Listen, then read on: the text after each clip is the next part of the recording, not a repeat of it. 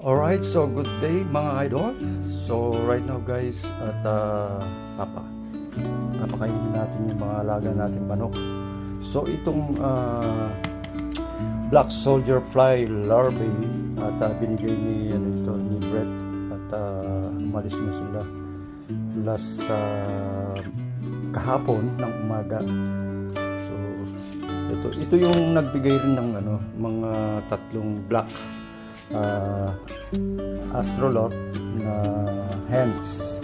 So ito yung mga guys, at ito maganda daw sa sa mga dry mga manok, mga dry na ito guys. Ayun, mga soldier fly larvae. Ayun. So na ito, dry na ito, naluto na. So na-try ko na rin ito. So gustong-gusto ng mga mga manok.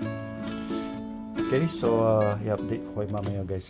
So anyway guys, so maraming salamat at please like and share, sapat na guys. Bye bye.